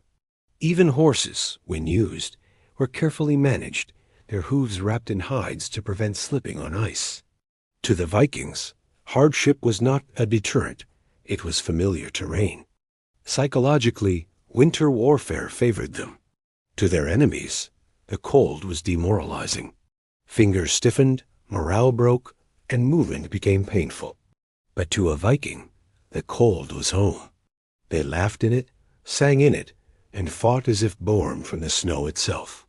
The sight of warriors charging through blizzards, cloaked in furs with frost on their beards, struck fear as much as their axes did. The environment was an extension of their identity, merciless, resilient, and unstoppable. Even naval battles were influenced by the cold. When seas were too dangerous to sail, ships were drawn ashore, repaired, and fortified. But in milder winters, the Vikings still took to the water, navigating through ice floes and stormy gray waves. They used the shorter daylight hours to their advantage, striking swiftly and retreating before their enemies could respond. The sea, though hostile, was their ally, and they moved through it with instinctive skill, reading its moods as they would the face of a friend or foe. Legends spoke of warriors who could march for days in snowstorms, their cloaks crusted with frost, their spirits unbroken. It was said that Odin himself favored those who fought in winter, testing their worthiness in the hardest season. To fight in the cold was to prove devotion to the gods, to the clan, and to one's own endurance. Every swing of an axe, every step through snowdrifts, was an act of defiance against both man and nature. In truth, not all battles fought in winter were against enemies. The greatest battle was always against the elements. Frostbite, hunger, and exhaustion claimed more lives than weapons did. Yet those who survived became legends, not because they conquered others, but because they conquered the cold. Winter forged warriors just as surely as it froze the rivers and hardened the ground beneath their boots. When spring finally came and the snow melted into streams that fed the valleys, the survivors of the winter campaigns returned home changed. Their faces were leaner, their hands scarred, their spirits tempered. Around the fires, they told stories of battles fought under the northern lights, of snow-blind nights and frozen rivers that cracked beneath their feet. These were not tales of glory alone, but of endurance, patience, and quiet strength. For the Vikings, war and winter were twins harsh, inevitable, and respected. Both demanded courage. Both tested the limits of the body and soul. And in mastering them, the Vikings proved a truth that still echoes through time. In the coldest conditions, when the world itself seems against you, strength is not in the strike of a sword, but in the will to keep standing. There came a time, always, when the grip of winter began to loosen. It happened slowly at first, a subtle change in the air, a faint trickle of water beneath the ice, a single bird's cry carried across the snow. After months of silence and cold, the thaw began. For the Vikings, this was not just a shift in weather, it was resurrection. The world awoke, and so did they. The long darkness gave way to light, and with it came the hum of life returning, the relief of endurance rewarded.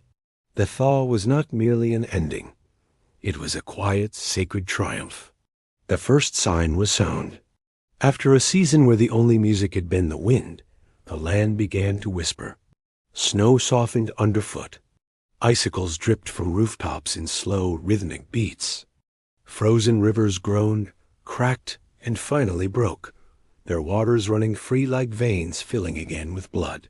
The air, once sharp and dry, carried a hint of moisture and earth. People stepped outside their longhouses, shielding their eyes against the pale sunlight that had grown suddenly bright. The world looked the same but smelled different, alive, wet, and filled with promise. Inside the longhouses, families stirred earlier each morning.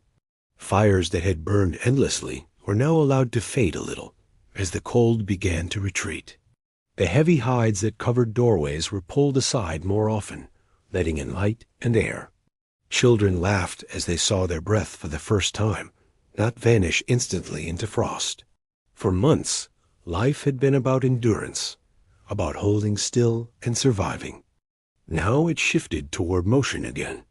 There was energy in the air, a collective sigh of relief rising from every home and hearth.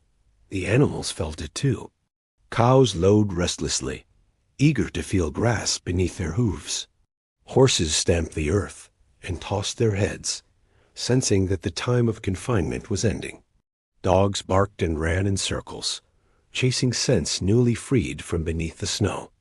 Even the chickens, who had spent the winter huddled in corners near the warmth of the hearth, began to cluck and flutter their wings. The thaw woke everything. The long silence was over. For the Vikings, spring meant work, endless, joyful work. The same people who had spent the winter conserving energy now moved with purpose. They cleared the roofs of melting snow, repaired fences, and dug out paths buried for months. The first task was always to thank the gods and the land. Offerings of food and drink were placed near rivers or trees, gifts to the spirits who had allowed them to survive another winter. Gratitude was not a ceremony, it was instinct. To live through the cold was never a given, and each new spring was a gift beyond measure. The fields were next. Men and women walked the thawing soil, pressing their hands into the mud, feeling its softness return. The ground was still cold, but it smelled of life. Seeds were brought out from storage, and plans for planting began. The rhythm of the seasons was sacred, and the Vikings honored it through work. They did not waste a moment of the brief growing months.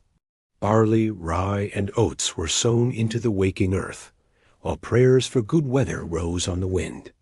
The sound of iron plows cutting into thawed soil was music to their ears. Food stores were counted and celebrated. What remained from winter was a testament to careful planning and restraint. There were feasts again, not of excess, but of gratitude. Families gathered to roast the first fresh meat of the season, to drink ale brewed from the last of the barley, to celebrate that they had endured. The laughter around those tables was softer than the boisterous feasts of summer.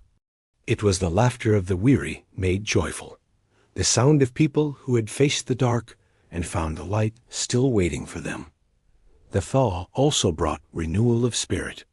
After months of confinement, people traveled to neighboring settlements to reunite with friends and kin. Roads once buried under snow opened again, and the fjords filled with the sound of rushing water. Boats were repaired and pushed into the rivers, testing the thawing currents. Trade began anew, stories were exchanged, and news from distant lands once again flowed through the villages. The world expanded, and with it came hope. The earth itself seemed to breathe again. Forests dripped with melting frost, moss glowed green beneath trees, and the first flower small, defiant, pushed through the last crusts of snow. Children gathered them and brought them home as treasures, reminders that even after the hardest winter, beauty always returned. The Vikings took these small signs to heart. They believed the gods smiled in spring, walking unseen among the living, blessing the soil and the seas. The cold had tested them, and they had proven worthy. Evenings became gentler. Fires were smaller now, lit for comfort rather than survival. The smoke drifted out through open vents into skies that stayed light longer each day. People sat outside again, wrapped in light cloaks, watching the sun linger on the horizon.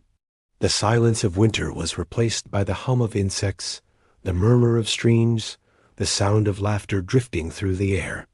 Life had returned in full measure, and every sense rejoiced in it.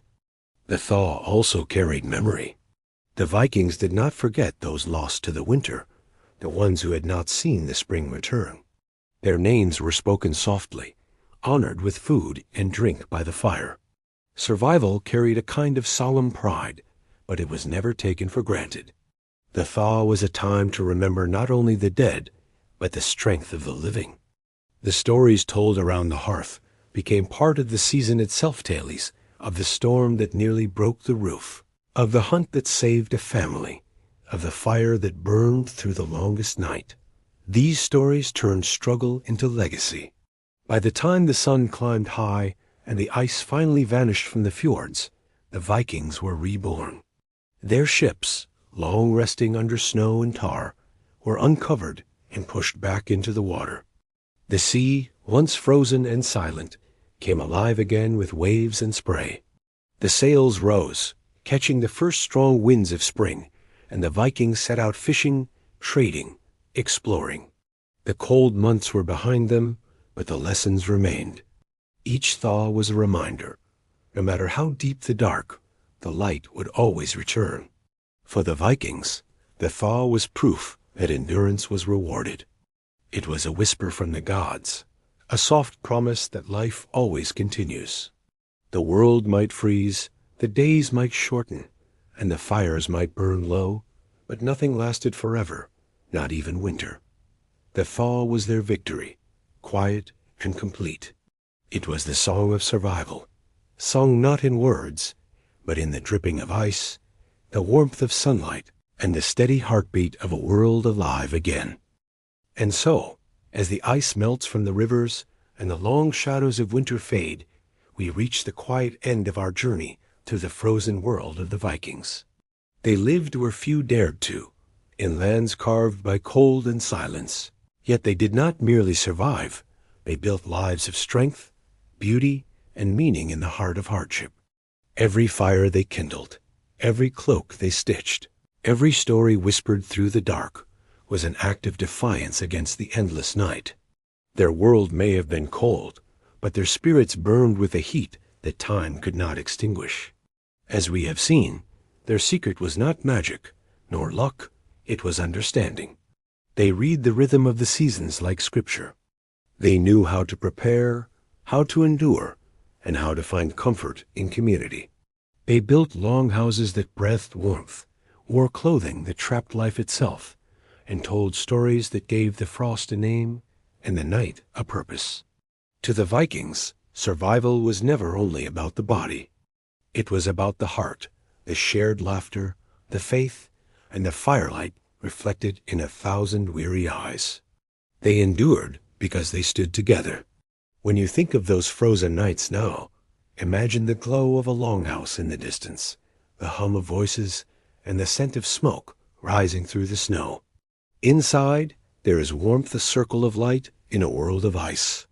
The fire crackles, a child yawns, an elder tells an old story about gods and giants. And outside, the cold wind sighs but cannot reach them. That is the image the Vikings left us with. Not conquest or bloodshed, but endurance, calm and steadfast, glowing like an ember against the frost. And as you settle now, perhaps under your own blankets, listening to the soft sound of your own breathing, think of those who faced the dark and made it home. The world changes, but the rhythm of life endures, the warmth, the cold, the sleep, the waking. In that cycle, the Vikings found peace, and so can we. Thank you for joining me tonight on this quiet journey through -40 nights and Viking survival.